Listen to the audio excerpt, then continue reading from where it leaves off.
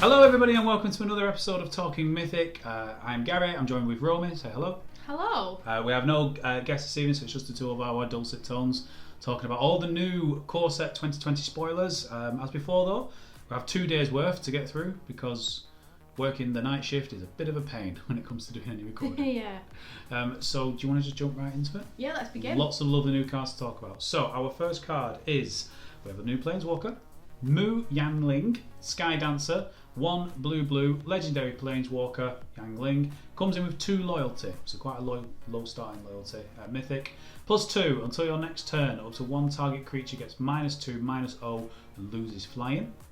-3, create a 4/4 blue elemental bird creature token with flying. And -8, you get an emblem with islands you control have tap, draw a card. Initial thoughts? I'm not overwhelmed, is my initial thought. Do you know what? Of this, I look at it and I go, do you know, I'd like that emblem, but I wish I could just play an emblem.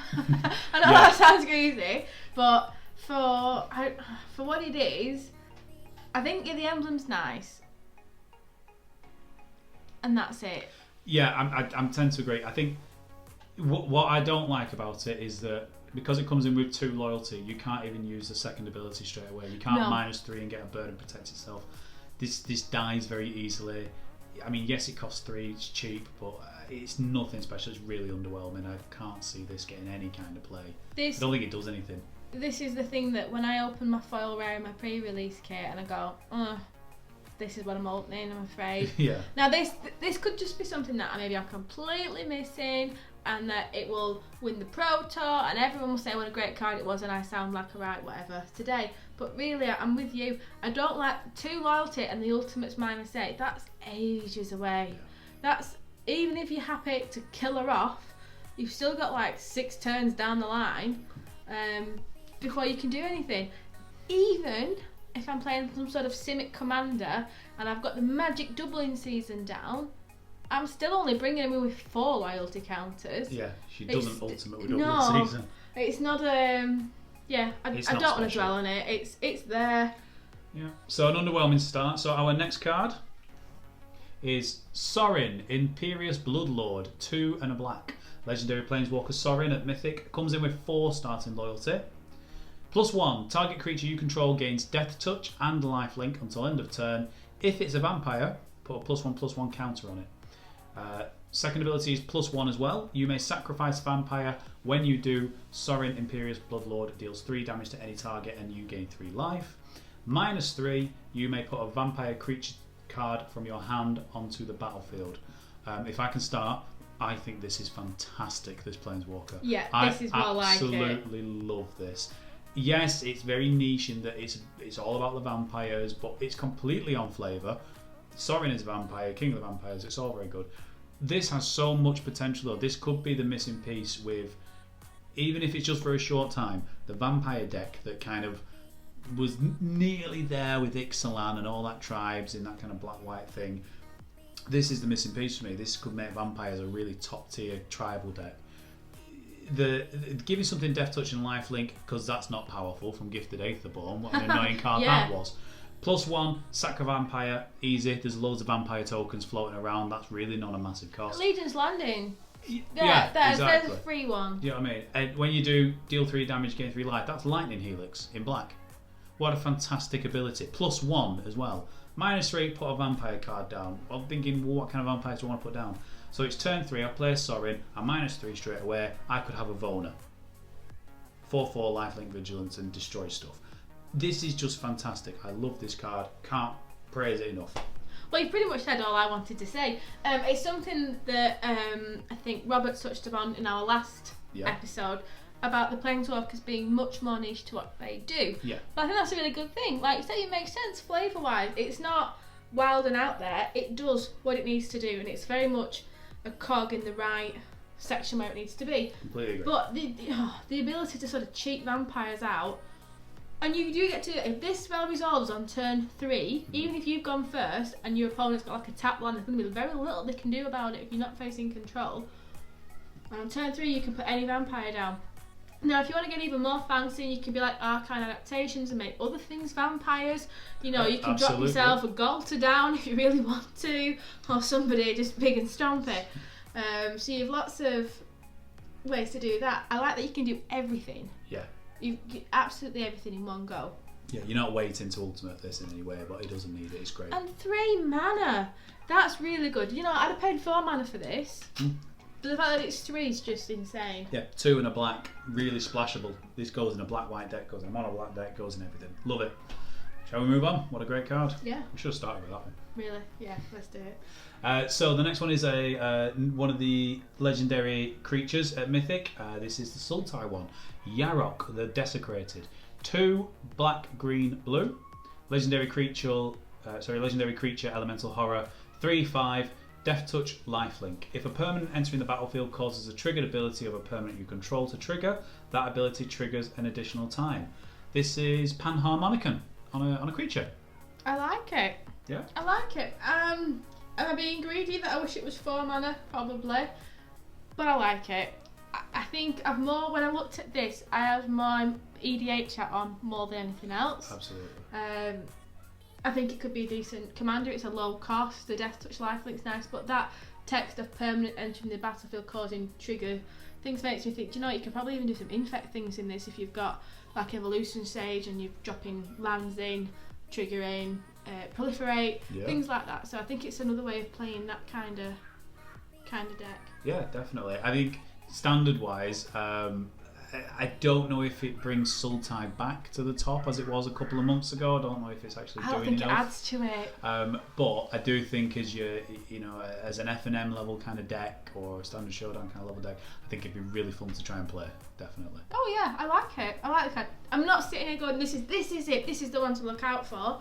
But I like it. Yeah, it's fun. Definitely is fun. Next card is the Teamer legendary creature. Omnath, Locus of the Royal. I love the artwork of this. So it's 1 green, blue and red, legendary creature elemental, Mythic, a 3/3. When Omnath, Locus of the Royal enters the battlefield, it deals damage to any target equal to the number of elementals you control. And whenever a land enters the battlefield under your control, put a +1/+1 counter on target elemental you control. If you control 8 or more lands, draw a card. This looks strong. This looks good. I think this is a commander card, more than standard. Teamer elementals, I can't see it being a super competitive deck, as fun as it sounds. But as a commander card, I think this is great. You could definitely build a really strong elemental tribe theme with this. The pseudo landfall is great way to grow your team. Green and blue is in there, so you've got, like I said, proliferate. You've got adapt. You've got other ways of getting +1/+1 counters. Lots of synergy. I think this is really good. Yeah, it's one of those. I think elementals just don't really set me alight. That's where I am with it. I think it does all the right things. If it said legendary creature cat, and whenever a cat enters the battlefield, do this, then that might, and put a +1 on each cat, that might get me going. So I'm sure somebody's out there going, hey, do you know what, elemental tribal's quite a cool thing. But in terms of tribals, I don't feel that leaning towards it. But without that personal touch to it, it's a good card. A 3/3 for 4 that's got all those effects, and it's not bad. I don't think it's out of the ordinary for it to see some non-competitive standard play, some nice little local game store janky decks. But like you say, it makes a decent enough commander, cheap enough for commander tax too. I'm just distracted by the artwork. That to me is my spirit animal looking for the light switch when you're trying to go to the toilet at night. Just they hands look like, everywhere. like I'm not really here. I'm just, like, that's what I'm seeing with this. I'm not overwhelmed. No, I'm with you. I think it's definitely it'll be a nice commander card. I'd have a go at it, but other than that, it's perfectly fine. Probably the best way to sum it up. Cool. Right, our next card then is another Mythic. At the time of recording, this had not been translated on Scryfall, so we're going to use their name. This is the Brilliantamental. 2 white creature elemental knight. So this is clearly part of a cycle following the red elemental cavalier that we talked about last time. Oh, I never noticed. Yeah. So this is a 4/6 with vigilance, and when this creature enters the battlefield, destroy up to 1 target non-land permanent. Its controller creates a 3/3 colourless golem artifact creature token, and when this creature dies, return target artifact or enchantment card from your graveyard to your hand. So it's enter the battlefield, destroy something, they get a token, a bit of recursion when it dies, 4/6 vigilance. There's a lot of text, but how are you feeling about it? I have mixed feelings. Straight away, I'm not going, oh, for my Mythic. I think this is up there. My pack's going to be a foil. What's she called? Mu-Yanling. Mu-Yanling. Yeah. And I want to call her Mulan. Like, I know what I did. Mu-Yanling. And one of these, I think. Yeah. But, so, the ability to destroy up to one target online permanent's decent. You can get rid of a planeswalker with that. You can get rid of an enchantment, something that's really bogging down the board, that you want rid of. Fine, not a problem. The controller created a 3/3. Okay, it's a bit of thing for them. However, you've got a 4/6 guaranteed. Yeah. So that's going to eat that up, and it's got vigilance as well. So you don't need to worry too much about that. 5 mana is a bit pricey for it, but okay. But when it dies, you return artifact or enchantment from your graveyard to your hand. This is one of those things that I'm definitely guilty of getting bogged down in, thinking that, oh well, I'm only going to run this if I'm playing artifacts or enchantments. And sometimes if you go, right, am I running it just for this section or this section of the card? You don't have to get every last bit of value squoze out of the card. It's not set me alight, but it might be one of those things that until it's played, I don't really realise how strong it is, because it feels like it should be, but I'm not seeing it. Yeah, I'm with you. I'm not seeing. I'm not blown away by this. It feels a bit meh. Is the honest answer. I think it's something that'll probably sit in my trade binder and not really go anywhere. I think though in white there's so many other options as well. Yeah, white's very stronger than for what you can do for like, you know, like a prison realm. So if you want to get rid of a non-permanent, there's a lot of ways of doing it that don't give you that 4/6 body on the body vigilance, but it also doesn't give them a 3/3, and it also doesn't cost 2 white. Yeah. Whilst this is only one more mana than like an Ixalan's Binding or Conclave's Tribunal, it's only one more. But it's white heavy, so in terms of splashing or playing mixed colours, and I really feel like Wizards are trying to, okay, you've played with your guilds, but let's really push into playing 3 colours now. I think that makes it harder. Yeah, absolutely, completely agree. So, right, our next card is we're on the rares now. So this is a card Scryfall have named We Ran Out of Punch. It's a single black creature, Vampire Knight, a 1/2. And for 2 and a black, this creature gets +3/+3 and gains Death Touch till end of turn. At the beginning of your end step, if a player lost 4 or more life this turn, put a +1/+1 counter on this creature. This seems strong. What do you think? Yeah, before I begin, on this current translation, that first bit of word there of the name, I read as like a fiddlesip type thing. And so I just read what I wanted to read, and we're like, he's found himself, put a bit of lippy on, and picked up a nice big sword. Yeah, I think it's interesting. The fact that it's 1 mana, I think, is what makes this card really strong.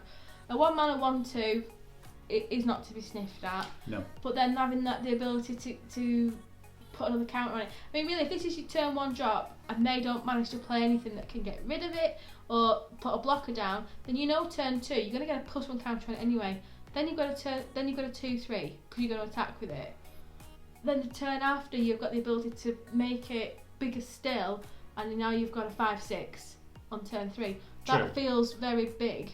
That might take a little longer though, because you've got to lose the 4 life. Oh, before you get it's not just combat damage. Sorry, no, you are right. It's fine. These are new cards. This is what we do. We all read them in different ways. I've read a lot, right? I've read a lot, man. Sorry. Yeah, so it's not combat damage to player. Okay. However, turn 3, assuming you've got clear board, then you give it +3/+3. It's got 4 life. Then it's getting a counter. And if you've not got clear board, then you've taken out something else that's quite decent. Yeah. Even if you've not got a counter on it, making it a 4/5 with Death Touch on turn 3, I don't know what they've got down that's going to be a 5/4 to trade with. Yeah, exactly. That's very true. That is very true. I like it. I like this. I think this is cool. This little mono black deck that I was talking about last time might be coming together. Plus, it's a vampire to sacrifice to Sorin. It is.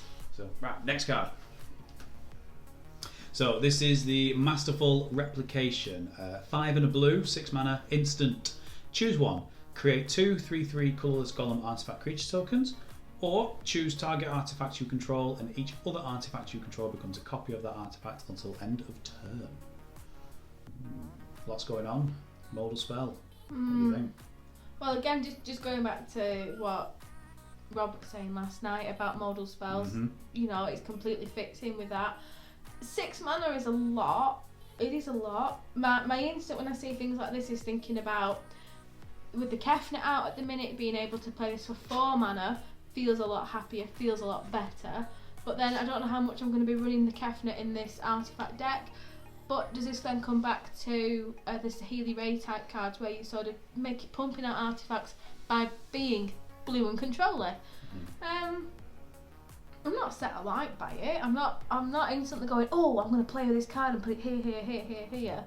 But again, maybe I'm just not bright enough to see that. So I like the effects. I like getting tokens is always good as like surprise blockers, or you know, end of your opponent's turn. Now you've got 2 big 3/3s to attack with, and I think the second ability is, you got to build around it a bit, but I can see it working with maybe Karn and the constructs it makes, and turning your servos into constructs can be very strong. My criticism is I think 6 mana is too much. I think it's too expensive for what it's actually giving you. If it, like you say, if it were 4, probably really strong, maybe a bit too strong. That's why I'm not designing the cards.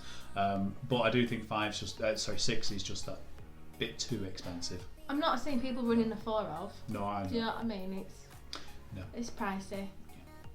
Next card. So, do you like dinosaurs? Because they're back. They're not just in Ixalan anymore. We're in the core set now. This one's a bit jazzy, isn't it? It is. So the Marauding Raptor, 1 and a red, creature dinosaur at rare. Creature spells you cast cost 1 less to cast. So discount for creatures in red. That's interesting.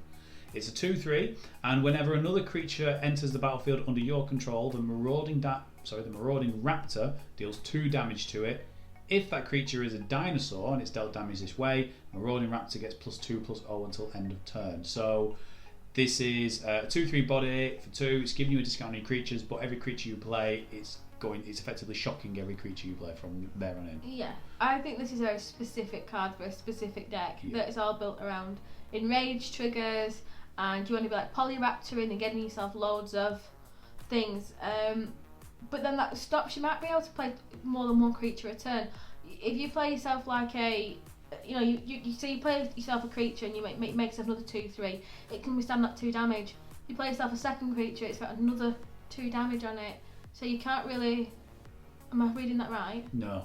What, am I not reading right? So whenever another creature enters the battlefield, it deals damage to that creature once. You get 2 damage once. And then you play another creature. It's not to the creatures you control. Yeah. God, just read the bloody card. That's it, isn't it? It's not hard, is it? It's fine. The word is such I a know, block but thing. this is where I feel like people are turning the videos off now, going, God, she just can't read. I'm sure they're not. She can't read, that woman. I'm sure they're not. Right, okay, right, yeah, so, yeah, it's specific in a specific deck. Do you know that I did want to try and building ranging dinosaurs, like, last year. I was looking big, right, so what I want to do is I want to do things like dual shot and deal damage to my own things, and then I'll get lots of value from it. It just never really quite worked out, but maybe a piece like this that makes them cheaper, deals that damage without having to cast spells, could be really a cool thing. Especially because the dinosaurs you want to deal damage to, things like ranging raptors, drawing cards, Ripjaw Raptor for getting lands. I might have got them mixed up.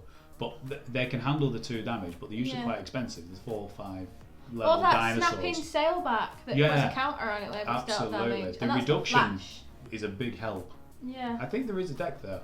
I do think there's something fun there. Red, green, and rage. So that could be fun. Well, how would you like a black dinosaur? Go on. So, can I interest you in the Rotting Regisaur? This is 2 and a black creature, zombie dinosaur at rare, 7/6. Now that's a zombie. At the beginning of your upkeep, discard a card. That was me reading the flavour text. Oh, it does say that in the flavor text. Now that's a zombie. To be fair, it's pretty cool. It's got like purple fire. I like this. Again, it's a different style of play to what I'd usually play in terms of being discarding a card, but I like the ability to sort of have a 7/6 on turn 3 feels a bit feisty. Yeah. I kind of want it to have haste so I can get some serious damage in straight away. Because I'm thinking by turn 3, okay, I've cast this. Turn 4 before I can attack is when I've got to get rid of my card. But 7/6 is not to be sniffed at. No, it's not. I mean, things like this, they're either really powerful and really good and you don't care about the downside, or they're not worth playing. I think this one is leaning more towards do you know what, discarding a card at upkeep is really not that big a deal, because if you play enough cheap things, then you don't mind sort of top decking. You know? Or if you've got ways of recurring things out of you, like that reassembling skeleton thing that keeps coming back all the time. Exactly. So if you've got ways and means of playing out of your graveyard, yeah, I think that could be a way around it. I absolutely think that could be a way around it. 7/6 is not to be sniffed at. And if anything, it's just going to need to be answered by your opponent, or they're going to die in 3 turns. I mean, you sort of putting a clock on straight away. Of course you are. 7 damage a turn.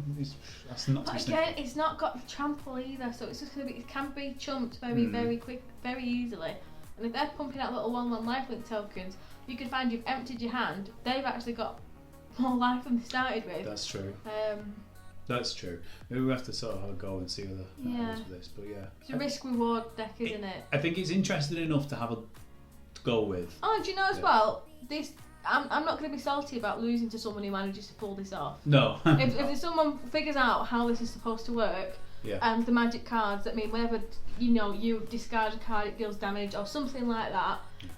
Fine, crack on. I want to see that deck. I want to see you play with it. Absolutely. Okay, next card. So we talked about the ley lines last time, and we had 4 out of the 5, so the 5th one has been spoiled since our last episode. And this is the green one, the Ley Line of Abundance. 2 green enchantment. If Ley Line of Abundance is in your opening hand, you may begin with it on the battlefield. And it says whenever you tap a creature for mana, add an additional green. And then for 6 green, 8 mana total, put a +1/+1 counter on each creature you control. What are your initial reactions to this one then? Well, I think we were quite close. We talked about forest tapping for double yesterday. Maybe that was a little bit greedy. But creatures tapping for mana, okay. Straight away, it naturally belongs with elves and things like that. It belongs with Llanowar elves, Marwyn elves, incubation druids, stuff like that. Fine. I think it'll see playing elven EDH decks. Absolutely, can see it in playing elves. I really don't know enough about elves in Modern to know if it's worth bothering with. I don't know enough, is the truth. From the little I do know, I don't think it's going to affect that particular deck in Modern, because they generate loads of mana. Like you can spill your hand out and have 10 creatures by turn 4. It's ridiculous. To me, the 8 mana put a +1 counter on each creature you control is a bit incidental. Now, in Nissa, when the forest tap for double anyway, that's then 4 mana to put a +1 counter on each creature you control. And again, if you've got a couple of Llanowar elves down, you might find that you might only have to put like 2 mana and 2 Llanowar elves or something like that. Yeah. So putting a +1 counter on every creature isn't to be sniffed at, but I do think that it's an incidental thing, like a late game. Do you know what? I've nothing going on in my hand. I've ramped. Sometimes when you're playing ramp decks, you find that you've just ramped and you don't really know what your end game is, what you're doing with it. Okay, I've got 17 mana available this turn, and what you're doing with it. So it's something nice with that. I don't think it gives you something to put all that mana into. Yeah, I don't think anyone's playing with this with the goal in mind of doing that with it. So, but yeah, sticking with my EDH hat on, things like Cryptolith Rite, which you're playing when you're in green, which means all your creatures tapping for mana, doesn't mean it's just in elves then. I love running, if I'm running a creature deck and I've got green, Cryptolith Rite's in it because I want to be tapping. And just, for anyone who's not familiar, it's a enchantment, 1 and a green, and creatures you control have tap, add 1 mana of any colour. There are other creatures that tap other than elves. I think we used to sort of go to them, so fine. But then also the convoke ability. So when you're convoking creatures out, that might add that extra bit in as well. That's a good point. I forgot about convoke. I was thinking Song of Freyalise lets creatures tap for mana, doesn't it, as well? So there's a bit of synergy there with that. I don't. Maybe this is just something to tip elves over, because if this allows you, if you've got something on the battlefield start, like you say, you got a Llanowar elf, that allows you to ramp to Nissa quickly, who then allows you to ramp into your big finisher, your end race, Forerunners, whatever it is you're using to finish very quickly, and that can just be, green aggro. Isn't it? I like it. Yeah. I'm not going to be sad. If I open one of these, I will be a happy girl. Yeah. Okay. Let's go to the next card then. This is speaking of elves. The Elvish Reclaimer. It's a single green, elf warrior at rare, a 1/2. When Elvish Reclaimer Elvish Reclaimer gets +2/+2 as long as there are 3 or more land cards in your graveyard. And for 2 tap, sacrifice a land. You can search your library for a land and put it onto the battlefield, tap, and shuffle your library. So it's mini scape shifty type creature. I like it. This is a bit like the Red Dinosaur. It belongs in a set type of deck. You can't just throw this into elves and hope that somehow you end up with lands in your thing. Yeah. The ability to thin your deck out, because we've been there where you just draw land after land after land after land. So I think that's there's a thinning element which I like. But whilst Mending a Dominaria, Crucible of Worlds are still in, I think it's a great way of making sure you're hitting those land drops, getting them out onto the battlefield, and there's ways of getting them back out again. Yeah, and it's a good way of finding any utility lands that you need to run. So if you're missing a colour, it instantly fixes you because you just bag off a forest and go get your mountain. It doesn't say basic land. No. See, that's so important. I will be playing with this in Commander. Yeah, this goes in Multani. Down straight away, well, Multani's still in Standard. Yeah, There's still an option there to just do a janky landscape shifting, mending, faily deck. It also lets you go get things that you want as part of like any kind of combo run. So if you need a Karn's Bastion to start proliferating, you can go and get it. If you're wanting a mobilised district as a surprise creature from a land, you can go and get it. So the flexibility is fantastic. What's that? Field of Ruin? Yes, if you need a Field of Ruin. If someone's searching for a counter left, right, and centre, countering abilities of cards are harder than countering spells, I find. They're much more niche things. There's only one card in Standard that does it. I like it. And they're like kind of 1-drop, 1/2. Yeah, good body actually for the cost. So yeah, I like this. I think it's good. So we'll move on to another card then. We're in blue. Drawn from Dreams. 2 blue sorcery at rare. Look at the top 7 cards of your library. Put 2 of them into your hand and the rest on the bottom of your library in any order. I like this. I like it. I don't think it's broken. I think it's broken if you happen to have Kefnet down and it's the first card you've drawn that turn.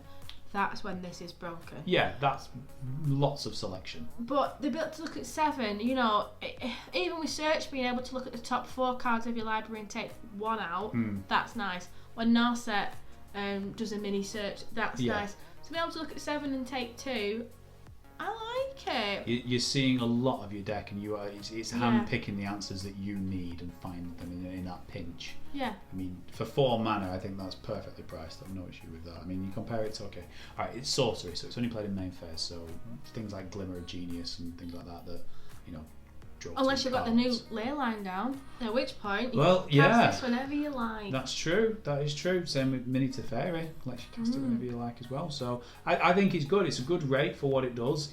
In a pinch, it lets you go and find the card you need. Yeah. It's a good card. How do you think this might? Because to me, if I was building a deck, I'd see this sort of taking a similar place to where Chemist's Insight would. This is where I'm drawing 2 cards, but I've got the jump start and it's instant speed. So if I'm looking at the 4-drop in to get some card draw value, which would you be picking? I think it depends on the kind of deck you're playing. If you're playing something that allows you to play this at flash, this is absolutely stronger. Other than that, I think it's looking at what have you got card draw synergy rather than card selection, because this is not drawing you the cards. So if there's something there, then maybe Chemist's Insight. I don't know. I'd be tempted to test this. Take Chemist's Insight out of any deck and run it in and have a go with this. Yes, it's not instant speed, so there is lacking that. However, I think being able to select 2 out of 7 rather than just draw any 2 is very powerful. And it needs looking at. Well, it needs a test. It's worthy of that. As you know, like playing with the Dovin Grand Arbiter. Yeah. Doing the ultimate on that, looking at 10 and taking 2 out. I really liked that. It's really powerful. That very is just where you underestimated. just find what you need. And if you're not finding it in the top 10 cards, you were going to lose. Yeah, so what you're doing is got rid of 10 turns worth of 10 wastage. turns. You were going to lose. You're giving yourself a fighting chance. So, I like it. I do. I like it. I think it's definitely worth a look at. The next set of cards then, because we're going to talk about a few here, because I'm quite surprised at this actually. We have some rare dual lands in the core set. So I'm surprised at this. I didn't think we were going to get rare duels until the new set in September, when the check lands were going to rotate out. However, they've surprised us. So we've got the Scry lands. The temples are back into standard. These are the what do you call it? These ally colours, I believe. Yes, Wooberg. Yes. So we have the Temple of Triumph, Temple of Mastery, Temple of Silence, Temple of Melody, and the Temple of Epiphany. They all do the same thing. They enter the battlefield tapped, but when they enter the battlefield, you get to scry one, and they tap for one of either colour that they represent. So we have red, white, we have green, blue, white, black, black, green, and blue, red. What do you think of the lands? Oh, I've been spoiled for the past near enough year. I haven't had to play any tap lands, and I'm spoiled. I like check lands, I like shock lands. The ability to have a scry is nice. Yeah. I like that. I won't sniff at it, and the occasional tap land doesn't do any harm. But I much prefer the cards in standard at the moment that give me the option to not have to play tap mana. I'm with you. I don't know. I can't decide how I feel about them. I think what they are is a nice, safe dual land to print into standard. Yeah. You know, I don't think we're getting fetch lands ever again for the shuffling effect. I think that's not what Wizards want standard to be. All about shuffling and things like that. And then it's kind of like, right, well, we've just had the checks. The shocks are still in. What's the next go-to? Is it this? It's kind of thinking, right, what would I want to see over this outside of, I think the Chop land is just perfect mana. I'd like to see Check land stay in standard forever. But what would I want over this? Because if they printed these now, come September, they might redo them. That's true. We don't know. We don't have all colours in at the moment, do we? We currently have, we have all jewels for all colours. What's the Golgari one? The Woodland Cemetery. Is that in? Yeah. Oh, right. That came out Dominaria. Yeah. Because, sorry, it's this way I've got, because all the Ixalan ones, like Sun Petal Groves and company, they did them in 2000. No, you're totally right, that happened. I think I was out that day. But what I will say about them, I don't mean to harp on about it, but I really like the artwork on a couple of these. Oh, the artwork is stunning. The Golgari Temple of Melody, I really like that. Yeah. The Temple of Epiphany is so cool. That's very Zeus. That's very like Hercules-y, isn't Absolutely. it? I like them. I am partial to a Bonnie card. Yeah. Nice I think the Scry is good. I think it's nice. It's one of them. I'm not super excited about these, but equally I'm not super disappointed, because in my head I go, well, what would I have wanted to see over these? I'm not too fussed for the pain lands. From Guild Gates, isn't it? Of course I mean, like, yeah. The other thing I will say, and I think this is important to recognise, is that even before they were announced as a reprint here, these kind of rare dual lands were not super expensive.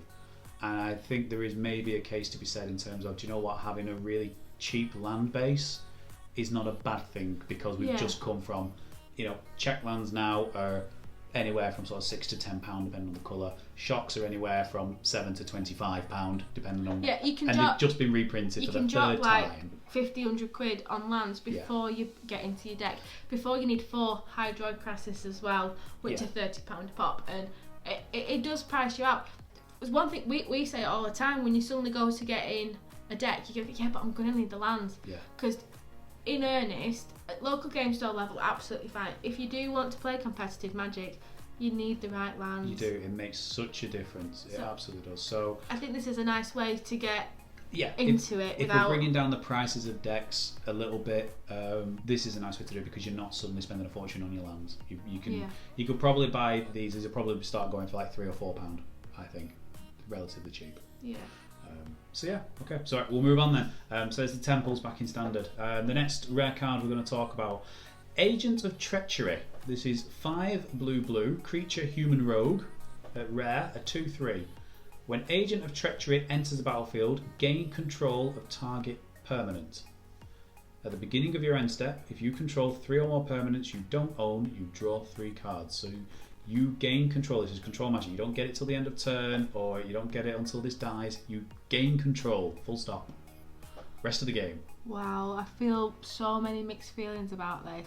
I'm not sure if this is ludicrously, wonderfully broken, or whether it's 7 mana. That's what I feel about it. But the value for it, because there is nothing worse when you're playing like an enchanted melody comes and takes your board state.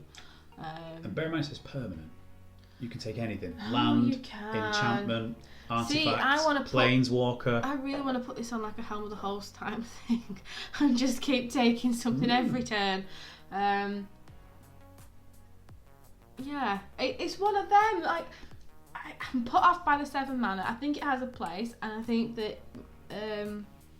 I think it'll definitely see play in EDH because 7 mana in Commander is different. 7 mana is like 3 mana in real life. In Commander, this is more than playable. I think very good in Commander. I personally, I love the card in terms of what it does, and I think it's cheeky, and you basically take the best thing your opponent has. But that's very you. You're so Thief for Sanity. I do. I love cards that do things like that. Gonti. Gonti was the best card. It's the worst. I think this is just far too expensive. Yeah. I do. I think if you're paying 7 mana for this, you've got to lower it up in terms of what else could I be doing with that? Should I have won the game by that point? If I need this to kind of bail me out, how have I not lost? Is it, it's great at what it does. I just think it's too expensive. If it was 4 or 5, it'd be busted. But granted. then this could be a finisher. So if you are playing a Thief of Sanity type deck, or Hostage Taker, all in these Dimir colours, where you can be casting things you don't own. Yeah. It's not that hard to get the 3 permanents you don't control at all. Oh yeah, no, I think that's perfectly reasonable to get. It sort of becomes a pseudo enchantment then, rather than a creature. I would treat this as an enchantment. I wouldn't be playing it to sort of block an attack when there's a 2/3 this late in the game. But with so many board wipes and sweepers now, games are probably going to go on a bit longer. Yeah, true. I think, I'm not running 4 off. I might cheeky sideboard 1 in for an alternative finisher, but I think it fits in a specific deck in a specific time with my tinfoil hat on. Yeah, I agree. And then at some point someone will smash with it in arena and it'll be the best card. Yeah. Okay. So the next card we are going to talk about is we have a very major reprint. This is modern levels good of a card. Steel Overseer. Artifact creature construct at rare, costs 2 generic to come in, a 1/1, and it says tap, put a +1/+1 counter on each artifact creature you control. This is going to bring the price down of these, definitely. I like it. Yeah. Do you know, I'm not going to pretend I knew this was a card. I didn't know it was a thing. I was like, oh, there's a new card, that looks quite fun. Apparently so did an awful lot of other people. Yeah. I think it's already seen modern play. If you're running any kind of artifact outside of EDH, I think it'll see play. In terms of limited, I really think for me to want to then run this, I would need to be having some sort of artifact generation of any kind. Otherwise, I've paid 2 mana for a 1/1. Yeah. And that's that. Standard wise, does this go in something like Saheeli and Karn? Yeah, I think so. You know, you're making servos, aren't you? Yeah.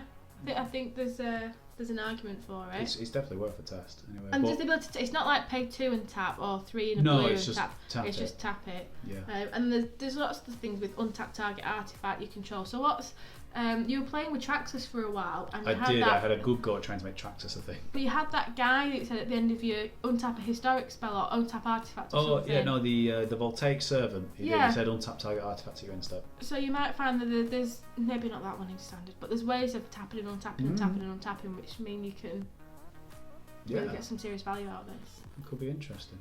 We'll have to see what it does. But yeah, okay. So we'll move on because we know this card. It's a good card. Everyone likes it. On to the next one. So this is a Mythic, and it was just spoiled before we started recording, therefore it's on the end of our list. But this is the Black Cavalier in this cycle of elementals. So Cavalier of Night, 2 black. Creature elemental knight at Mythic, 4/5 with lifelink. And when Cavalier of Night enters the battlefield, you may sacrifice another creature, and when you do, destroy target creature an opponent controls. When Cavalier of Night dies, return target creature with converted mana cost 3 or less from your graveyard to the battlefield. This is probably my favourite knight I've seen thus far. Yeah, I agree. I think this is of all of the ones we've seen, this is the one I'd go, ooh, monster. I think if you play mono black, it's probably a decent body. You're not going to worry too much about. You're not setting white. You've got to commit to the colours. If I am playing mono black, I don't mind committing to 2 black. 4/5's not a bad body, and the lifelink is very nice too. Yeah. Especially as it's getting later on in the game when you're casting these spells. the end of the battlefield, be able to sacrifice another creature. I think you've probably got little 1/1 token-esque things faffing about, or the recursion type things like the, I can't remember, it's got reassembling skeleton. Yeah, reassembling Something skeleton. like that. Gutter bones is another one. Yeah, things that you don't mind just sacking off and bringing back, fine. And when it dies, you can return creature card with CMC 3 or less from your graveyard to the battlefield. There's a lot of nice cards, CMC 3 or less, that people run. I think I like it. I'm gutted it's not a vampire, because I'd love to put this in with Sorin. Yeah. Turn 3, bang, there you go. But, you know, we can't have everything we always want. But I'm with you, I like this. I think this is my favourite one of the cards we've seen so far in this cycle. It feels more playable. Yeah, this definitely feels playable. And I think if you open this in sealed, you absolutely should run it. 100% should run this. Really? Even though the black? Yeah, I'd force black. The only time you wouldn't is if it was this is the only black card you didn't open. You opened, you know, you opened up every other colour and no other black apart from this. Then maybe don't run it then. But generally, this is one of the bombs. You want to try and force this if you can, because it's going to gain you life. It's got removal when it comes in. When it dies, you get to recur something back. You know, 3 or less. Well, you could get that dinosaur back from earlier. Yeah. You know, that's not inconceivable in sealed. When you've no cards left in your hand anyway, so you don't care. Exactly. So, you know, bag it off. Great. Okay. And then, so there's been, alongside all the rares and mythics we talked about, there's been a whole bunch of uncommons and commons spoiled. Go look on Scryfall on Mythic Spoiler and have a look and sort of see what you think. I'm just going to pick out a couple that I know I'd like to talk to you about before we sort of wrap it up. So, we spoke on the last episode about Ajani. Yes. The new planeswalker, that is wonderful, and how one of his abilities is to make an Ajani's Pridemate.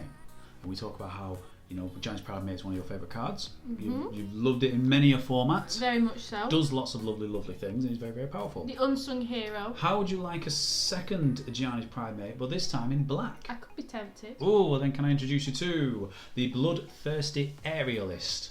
So this is... She's fancy. 1 black, 3-drop creature vampire rogue, vampire mind, uncommon with 2/3 with flying, and whenever you gain life you put a +1/+1 counter on Bloodthirsty Aerialist. Oh, this is nice. That gives me the feels. There's nothing I don't like about this card. I think 3 mana 2/3 with flying is nice. That when you gain life, which let's be honest, in black vampires you're gonna gain life, puts a +1 counter on it. It's the Pridemating. I can see myself running this lovely Orzhov, Ajani, Sorin, Vampire Cat thing. It's a Pridemate with evasion, which is the one thing Pridemate's missing. It gets massive, and it's great, but you can't... It's chumpable. It's chumpable. It's no trample, it's no flying. This has flying. This is fantastic. Yeah, I mean, how many times have you said, like, you know, we're trying to run Sarah's Wings on Ajani's Pridemate, and when it works, it's fantastic, but when it doesn't, you're just not getting through. This is already giving it the flying. Okay, it's not got the vigilance and lifelink that comes with it, but it's got that organically. And like you say, I can drop this. I know with Sorin you might want to cheap out a really big vampire, but I'd be happy on turn 3 having a Sorin planeswalker and this card down and in play. I would absolutely love that. I'm in love with the artwork on this. I really like it. I think she's so fancy. I really love this. It's got that nice Renaissance kind of feel. It does, and I think that's, you know, vampires, they are very, you think of all those like ancient Venetian things, and she just fits in with that. And what's nice, the synergy with Sorin, you know, so you can have Sorin out, play this, +1, give it lifelink itself, and it grows itself, you know, it gives itself death touch, it flies. It just, I love this card. I genuinely think now there's going to be a black-white life gain deck with I all want these to play creatures. this. I would want to buy this. I want to play with Sorin and this card together. And there is a 1-drop I think we should play in this deck, which is the Vampire of the Dire Moon. So this costs a single black creature vampire. We're on theme. Uncommon 1/1 death touch lifelink. Love it. Love it. Gifted Aetherborn, but scaled down. Yeah. Yeah, I like it. It's a very decent 1-drop. When I think about how much Healer's Hawk's in playing mono white, this to me feels like the mono black version of that. I think it, as is the Lanoir elf in green, as is the Fanatical Firebrand in red. To me, this is that black 1-drop that I felt like I was missing. To be honest. I think we were missing this, and it's got death touch and lifelink. It triggers so many things. Because it even kills then, everything. Just thinking even more, like the Mistcloud Herald in blue is the 1/1 for 1 Yeah. thing. But I don't know what the one in black that made me go, this is the 1/1 for 1 with death touch and lifelink that was missing to think and make that mono black deck really powerful. Yeah, definitely. So black-white life gain, we're definitely going to be trying that. Coming to a video near you, probably after this set releases, we're definitely going to have a go at that one. Fantastic. And that is going to absolutely wrap it up for this episode. Like I said, there's loads of other commons and uncommons, so do go onto Skyfall and Mythic Spell and have a look. Those two are just a couple that we wanted to pick out because we thought they were quite strong in particular. So yes, we're still excited about the core set. Some really good cards coming out of it, and thank you very, very much for listening, stroke watching, and we will be back with more spoilers very, very soon. Bye.